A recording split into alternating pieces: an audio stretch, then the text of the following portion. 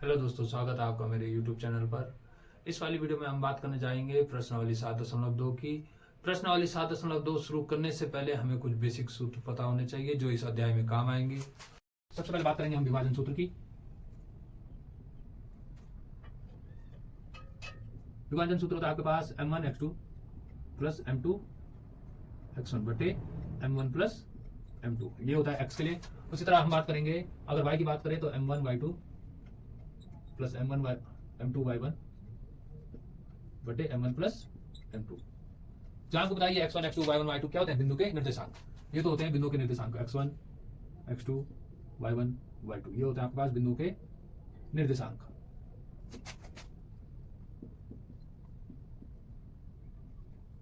जो ये m1 और m2 है, m1 और m2, कहीं यहाँ m1 m2 लिखा रहता है और कई जगह m और n से काम चलाते हैं। ठीक है, तो जो दोनों है m1 m2 या m और n, ये होते हैं उनके अनुपात, बिंदुओं के अनुपात। ठीक है, जो m और m2 होते हैं वो होते हैं बिंदु के अनुपात। जो x1 y1 x2 y2 होते हैं वो होते हैं बिंदु के निर्देशांक। इसी के साथ एक सूत्र आता है मध्य बिंदु सूत्र। मध्य बिंदु होता है आपके पास x बराबर x1 प्लस x2 बटे 2, y बराबर y1 प्लस y2 बटे 2। ये होता है आपके पास मध्य बिंदु सूत्र। इन दो सूत्रों से इस अध्याय में सबसे ज्यादा प्रश्न पूछे गए हैं। तो चलिए शुरू करते हैं 7.2 क्वेश्चन नंबर पहला। 7.2 में प्रश्न नंबर पहला आया, उस बिंदु के निर्देशांक ज्ञात कीजिए जो बिंदु -1 7 और 4 -3 को मिलाने वाले रेखाखंड को 2:3 में क्या कर रहा है? विभाजित कर रहा है। तो सबसे पहले आप चाहें तो इसका एक चित्र बना सकते हैं। ये मान लीजिए A और ये मान लीजिए B, और उस बिंदु को मान लीजिए O। ठीक है, तो जो A है, A बिंदु के निर्देशांक हमारे पास -1 और 7, और B बिंदु के निर्देशांक हमारे पास 4 और -3। हमें निकालने हैं बिंदु O के निर्देशांक जो इनको क्या कर रहा है? 2:3 में विभाजित कर रहा है। 2:3 में क्या कर रहा है? विभाजित कर रहा है। हमेशा याद रखिएगा, जो बिंदु O है, अगर विभाजन सूत्र की बात कर रहे हैं तो जो बिंदु O होता है उसके निर्देशांक होते हैं x और y। जो बिंदु O के निर्देशांक होते हैं वो होते हैं x और y। तो अब हम क्या लिखेंगे? माना O बिंदु के निर्देशांक, माना O बिंदु के निर्देशांक एक्स वाई होंगे। ठीक है, एक्स वाई होंगे जो बिंदु -1 7 और 4 -3 को मिलाने वाले रेखाखंड को क्या कर रहा है? 2:3 में विभाजित कर रहा है। तब बिंदु O के लिए, विभाजन सूत्र, बिंदु O के लिए विभाजन सूत्र से। अब विभाजन सूत्र क्या बताया था मैंने आपको? विभाजन सूत्र होता है आपके पास m1 x2 plus m2 x1 बटे m1 प्लस m2। ये तो होता है x के लिए। और y के लिए होता है m1 y2 plus m2 y1 बटे m1 प्लस m2, जहां m1 और m2 क्या होते हैं? हमारे पास अनुपात होते हैं। तो चलिए मान रखते हैं इसमें m1 है हमारे पास 2, x2 है हमारे पास 4, प्लस m2 है हमारे पास 3, x1 है हमारे पास -1 बटे 2 प्लस 3। उसी तरह से m1 है हमारे पास 2, y2 है हमारे पास -3, प्लस m2 है हमारे पास 3, y1 है हमारे पास 7 बटे 2 प्लस 3। अब देखिए, अब यहाँ पे 4 दूनी होता है आपके पास 8, प्लस माइनस का माइनस, और 3 एकम हो गया 3 बटे 2 और 3 5। अब इस साइड 3 दूनी हो गया आपके पास 6, फिर प्लस 7 21, फिर 2 और 3 कितना हो गया? 2 और 3 हो गया आपके पास 5। 8 में से 3 गया तो ये हो गया आपके पास 5 बटे 5, प्लस माइनस का माइनस, 21 में से 6 गया आपके पास आया 15 बटे 5। 5 से 5 कटा एक बार, और 5 15। तो अब आप लिखेंगे तब O बिंदु के निर्देशांक,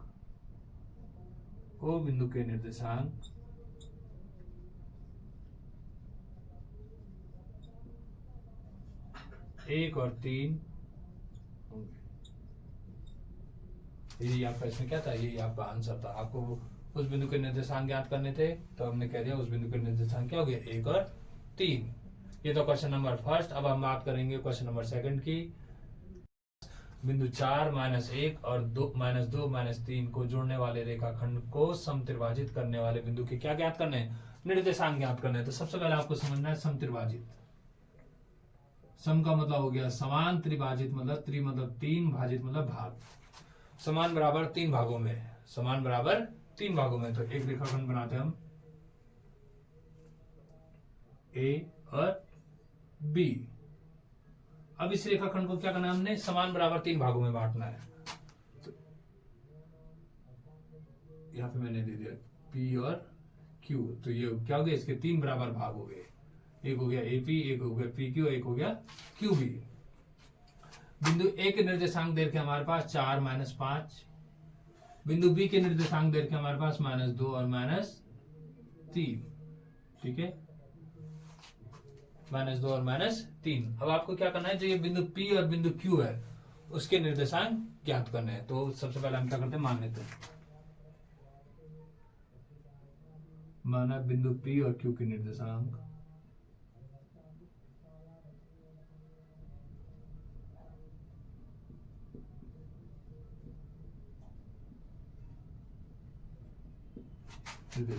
XY होंगे।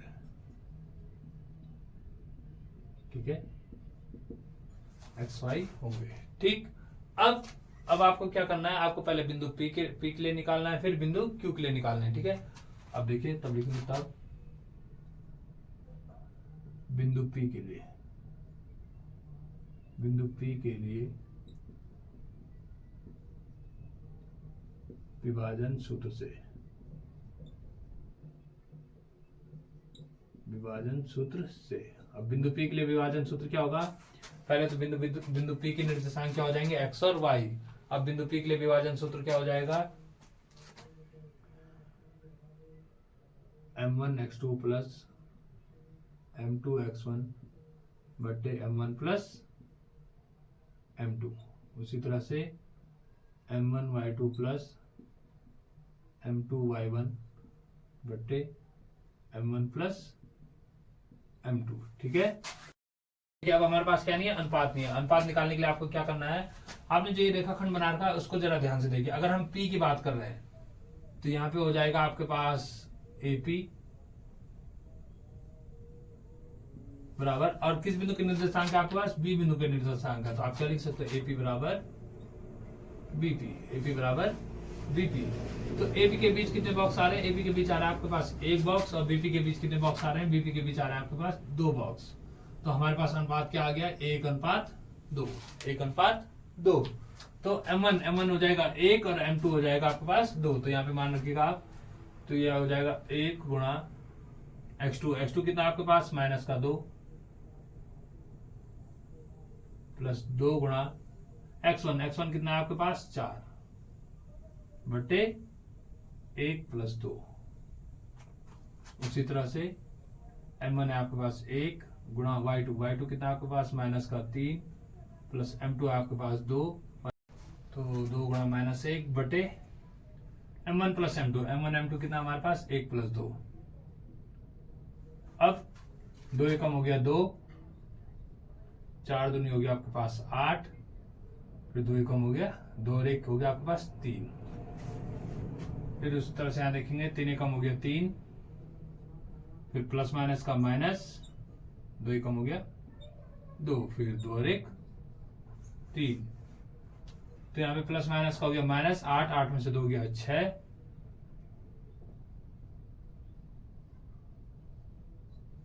माइनस माइनस का प्लस, 3 और 2 क्या हो जाएगा? 5। तो ये जो 6/3 है ये हो जाएगा आपके पास 3 दूनी 6। तो मतलब आपके पास P बिंदु के निर्देशांक, P बिंदु के निर्देशांक, P बिंदु के निर्देशांक क्या हो गया आपके पास? P बिंदु के निर्देशांक हो गया आपके पास 2 और -5/3। ये तो निकला आपके P बिंदु के निर्देशांक। अब हम बात करेंगे यहाँ पे Q बिंदु के निर्देशांक के लिए। ठीक है, तो Q बिंदु के निर्देशांक के लिए क्या करेंगे आप? सबसे पहले इसको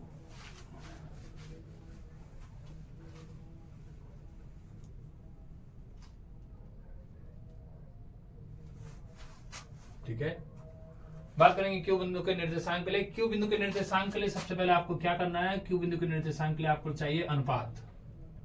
सूत्र तो वही रहेगा, x1 y1 आपके वही रहेंगे, x2 y2 ये आपके वही रहेंगे। बस आपको चाहिए अनुपात। देखो इसमें भी अनुपात उसी तरह से निकालेंगे जैसे पी बिंदु के लिए निकाले। इसमें हम क्या लिखेंगे, क्यू बिंदु के निर्देशांक क्या हो जाएंगे, ए क्यू बराबर बी क्यू, या क्यू बी, ए क्यू बराबर बी क्यू। अब ए क्यू के बीच कितने बॉक्स आ रहे हैं, ए क्यू के बीच आ रहे हैं 1 और 2।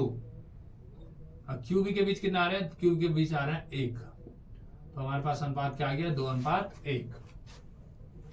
क्यू बिंदु के लिए अनुपात क्या आ गया हमारे पास, 2:1। अब विभाजन सूत्र लगाएंगे, m1 आ गया हमारे पास 2। अब क्यू बिंदु के लिए x2 है हमारे पास -2 प्लस m2 है हमारे पास 1, x1 है हमारे पास 4/2 + 1। उसी तरह से y बिंदु के लिए देखेंगे, m1 है हमारे पास 2, y2 है हमारे पास 3 -3 प्लस m2 है हमारे पास 1 और y1 है आपके पास -1/2 + 1। तो 2 दूनी कितना हो गया, 2 दूनी हो गया 4 और 4 एकम हो गया 4/2 और 1 3। फिर 3 दूनी हो गया आपके पास 6, फिर प्लस माइनस का -1 एकम हो गया आपके पास 1। तो 2 और 1 3। तो देखिए प्लस माइनस का माइनस, तो 4 में 4 गया 0/3। उसी तरह से माइनस माइनस का होता है आपके प्लस, तो 6 और 1 क्या हो जाएगा 7/3। आपको सिर्फ अनुपात निकालने आने चाहिए इसमें, बाकी x1 और y1 की वैल्यू तो वही रहेगी। वहीं से आपके p और बिंदु q के क्या निकल जाएंगे, निर्देशांक निकल जाएंगे। तो यहीं पे आपका आंसर हो जाएगा बिंदु q के निर्देशांक, 0/3।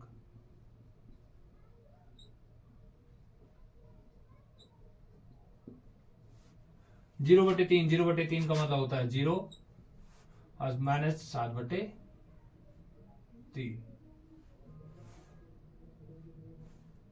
7/3 होंगे। ये था आपका यहाँ पे क्वेश्चन नंबर दूसरा, जो जिसका आंसर है आपके पास पी बिंदु के लिए आपके पास निकले, आपके पास आंसर क्या निकला, पी बिंदु का 1 और 5, और क्यू बिंदु के लिए पी बिंदु के लिए निकला आपके पास 1 और 3, और क्यू बिंदु के लिए निकला आपके पास 0 और -7/3। अब हम क्वेश्चन नंबर चौथा है यहाँ पर कि बिंदु -3, 10 और 6 -8 को जोड़ने वाला रेखाखंड को बिंदु -1 और 6 किस अनुपात में विभाजित करेगा। क्या है क्वेश्चन हमारे पास, बिंदु -3, 10 और 6 को जोड़ने वाले रेखाखंड को बिंदु -1 और 6 किस अनुपात में विभाजित करेगा। तो सबसे पहले मान लेते हैं कि माना बिंदु O -1 और 6 बिंदुओं को m1:m2 में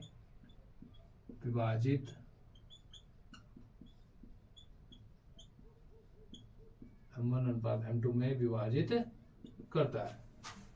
ठीक है, चाहे तो वापस आप इसका चित्र बना सकते हैं।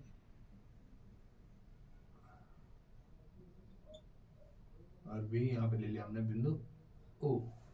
आपको बताया था बिंदु O क्या होता है हमेशा, x और y। और A और B के निर्देशांक क्या देखे हमारे पास, -3 और 10 और 6 और -8। हमें निकालना अनुपात, तो अनुपात के लगाएंगे हम विभाजन सूत्र। x के लिए क्या होता है हमारे पास विभाजन सूत्र, m1x2 plus m2x1/m1 plus m2। उसी तरह से अगर y की बात करेंगे तो m1y2 plus m2y1/m1 plus m2। m1x2 क्या है हमारे पास, पहले x की वैल्यू क्या है हमारे पास, देखो ये है x1, ये है y1। जो a और b है वो होंगे हमारे पास x1 y1 और x2 y2, और ये हो गया हमारे पास x और y। तो फिलहाल हम बात करेंगे पहले x की। x है हमारे पास -1। m1x2 क्या है हमारे पास, m1x2 है हमारे पास 6। m2 हमें निकालना है, x1 है हमारे पास -3/m1 प्लस m2। अब हम क्या करेंगे, इस -1 के बट्टे में रखेंगे 1 और इन दोनों का करेंगे वो जोड़ा। तो ये ध्यान रखिए ये माइनस के हैं, ये प्लस के हैं, ठीक है। जब ये माइनस वाले, ये प्लस वाले इस माइनस से गुणा होंगे तो ये सब के सब किस में बदल जाएंगे, माइनस में बदल जाएंगे। 3m1 फिर प्लस माइनस का माइनस, फिर m2, 6 गुणा m1 होता है आपके पास 6m1 प्लस माइनस का माइनस, 3 गुणा m2 हो गया 3m2, ठीक है। अब हमें क्या करना है, m1 वाले एक साइड और m2 वाले एक साइड। तो देखिए ये प्लस का ये उधर गया तो ये हो जाएगा माइनस का, यहां आपके पास क्या बचा, यहां आपके पास बचा माइनस का 3m2, ये माइनस का m2 इधर आएगा तो ये हो जाएगा प्लस का m2। अब जिसके आगे से कोई संख्या नहीं है उसके आगे से 1 रखिए, क्योंकि माइनस माइनस का प्लस, तो 6 और 1 क्या हो जाएगा आपके पास, 6 और 1 हो जाएगा 7, यहाँ पे प्लस माइनस का माइनस, तो 3, 3 में से 1 गया, यहाँ पे हो जाएगा 2, माइनस चिन्ह से माइनस चिन्ह कैंसिल, सॉरी यहाँ पे ये m1 था, ठीक है। m1 वाले एक साइड, m2 वाले एक साइड, ठीक है। अब हमें निकालना है m1 अनुपात m2। m1 अनुपात m2 का मतलब है m1 बटे m2, m1 बटे m2। अब यहाँ ध्यान दीजिए ये m2 यहाँ गुणा में है, अगर ये इसको हम इधर ले जाएंगे तो ये भाग में चले जाएगा। अब यहाँ ये 7 गुणा में, अगर हम इसको इधर लाएंगे तो ये किस में आ जाएगा, बट्टे में आ जाएगा। तो हमारे पास अनुपात क्या निकला, m1 अनुपात m2 हुआ हमारे पास 2:7, 2:7। तो ये तो निकल गया आपके अनुपात। अब ये अनुपात सही है कि गलत, इसका पता चलेगा जब हम क्या करेंगे, उत्तर की जांच करेंगे। अब उत्तर की जांच हम किससे करेंगे, उत्तर की जांच करेंगे हम इस y वाले से। यहाँ पे लिखिए उत्तर की जांच, उत्तर की जांच करने पर, जब आप उत्तर की जांच करोगे और यहाँ हमारे पास y का मान कितना दे रखा है, 6 दे रखा है। अगर आपका आंसर 6 आता है तो इसका मतलब आपके अनुपात क्या है, सही है। तो अब रखिए y के लिए m1 अब अनुपात क्या आ गया हमारे पास 2, y2 कितना हमारे पास माइनस का 8 प्लस m2 कितना आ गया हमारे पास 7 और y1 कितना आपके पास 10 बटे 2 प्लस 7। तो 8 दूनी हो गया आपके पास 16 प्लस 10 7 हो गया 70 बटे 7 और 2 9। अब प्लस माइनस का माइनस, 70 में से 16 गया, ये होता है 10 में से 6 गया 4 और 6 में से गया 5, 54 बटे 9, क्योंकि 70 बढ़ा है तो उसका चिन्ह भी आएगा, ठीक है, प्लस का। तो 9 से 54 कटा कितनी बार, 6 बार, तो y बराबर 6। और सवाल में भी आपके पास y का मान कितना दे रखा है, 6। तो इसका मतलब जो आपके अनुपात है वो क्या है, एकदम से सही है। तो यहाँ पे लिखोगे तब अनुपात 2:7। इसने बोला था कि वह किस अनुपात में विभाजित करेंगे, तो वो 2:7 में क्या करेंगे, विभाजित करेंगे। सबसे पहले आपको अनुपात निकालने हैं, फिर आपको उसके बाद क्या करना है, आपको उसके बाद उसकी करनी है उत्तर की जांच। उत्तर की जांच कैसे, ये y के मान से इसके उत्तर की जांच हो जाएगी। जो आपके पास y का मान सवाल में दे रखा है, अगर वही आपका आंसर में निकलता है तो इसका मतलब आपके जो अनुपात है वो क्या है, बिल्कुल सही है, ठीक है। अब बढ़ते हैं हम आगे क्वेश्चन की ओर।